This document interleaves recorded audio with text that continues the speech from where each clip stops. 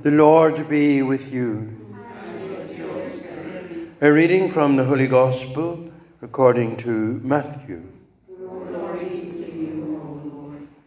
When Jesus came into the district of Caesarea Philippi, he asked his disciples, "Who do men say that the Son of Man is?" And they said, "Some say John the Baptist, others say Elijah, and others Jeremiah or one of the prophets." He said to them, "But who do you say that I am?" Simon Peter replied, "You are the Christ, the Son of the living God." And Jesus answered him, "Blessed are you, Simon Bar-Jonah, for flesh and blood has not revealed this to you, but my Father who is in heaven. And I tell you, you are Peter, and on this rock I will build my church, and the gates of Hades shall not prevail against it. I will give you the keys of the kingdom of heaven, and whatever you bind on earth shall be bound in heaven, and whatever you loose on earth shall be loosed in heaven." Then he strictly charged the disciples to tell no one that he was the Christ.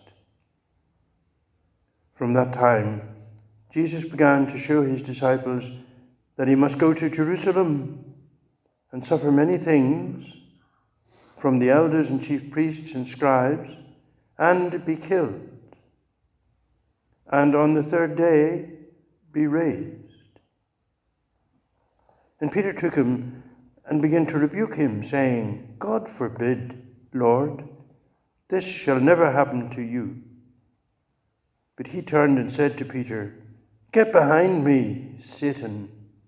You are a hindrance to me, for you are not on the side of God, but of men." The Gospel of the Lord. Praise to you, Lord Jesus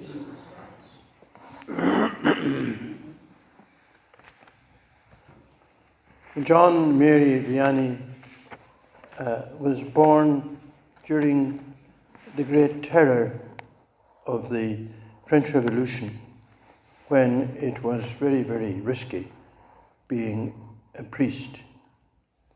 But he was an extraordinarily obscure person.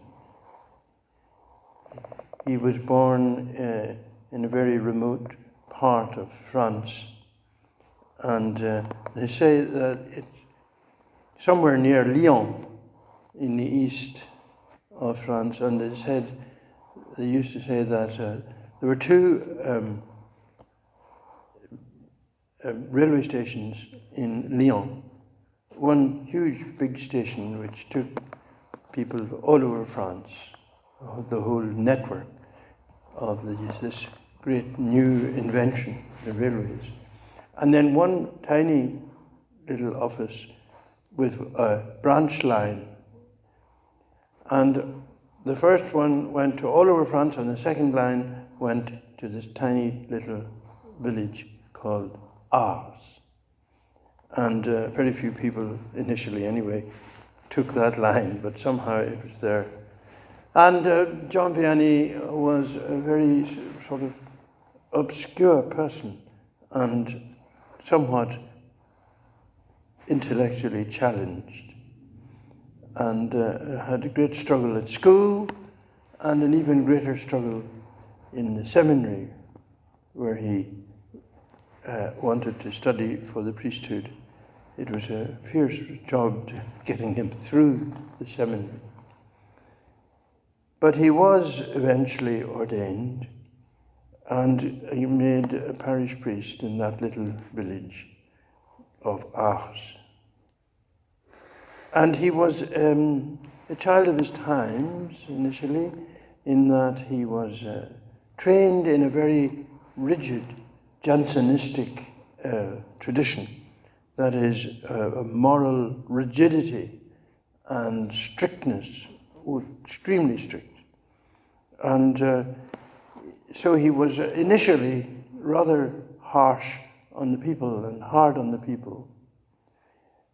But very interestingly, he was put in touch with the writings of a very holy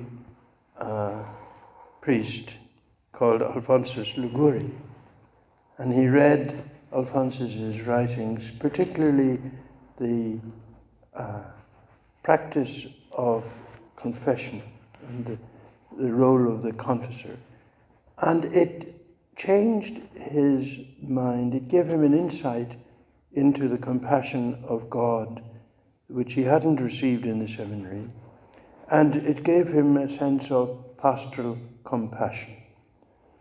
And from the time that he had read and studied St. Alphonsus Liguori, wasn't all that long dead, and he wasn't a saint yet, but John Vianney nevertheless had that sense that he was on the right track. And he became himself then a quite extraordinary confessor.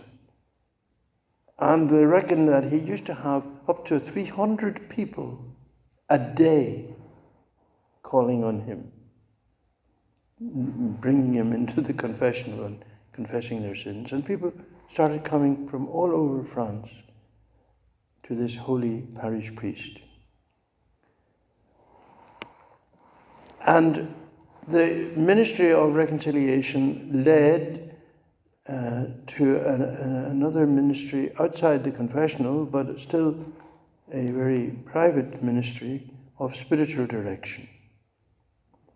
And so he would see people, he would help people whenever they appeared, it didn't matter. And because he was a bit limited in his scope, mental abilities and all that, he found it very difficult to preach and rather focused on his work in the confessional.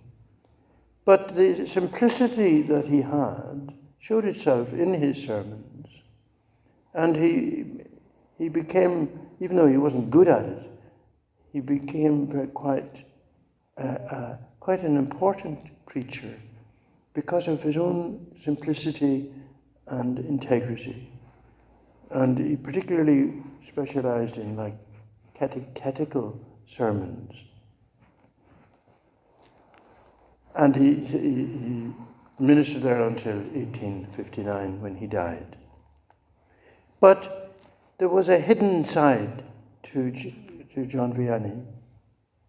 For 34 years, as a priest, he was troubled with attacks of some sort from the devil. Most extraordinary private struggle, with most of the details of which only emerged after his death, when various people had heard about these struggles and heard maybe his housekeeper and people like that, of his struggles with the powers of evil. And he also suffered for about 10 years from hostility from other priests. They thought he was a bit strange.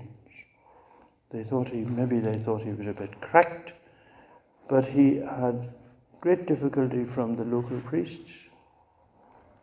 And he suffered calumny and backbiting and all the rest of it. And of course he was eventually cleared of all of that nonsense. But it must have been a great burden for him, whose days were filled with ministry and prayer, and whose nights were filled with this battle against the evil one. And only through a deep personal prayer did he come through that kind of trial and difficulty. And so he is offered now as the patron of all parish priests. And the church needs his intercession and needs something of his zeal for the confessional, because in great part many Catholics have neglected this holy sacrament of reconciliation, and of reconciliation not only one-to-one, but in families and in society. And so France needs the example of her saints, and the world needs the example, and priests need the example of this simple but holy man. Saint John Vianney, pray for us.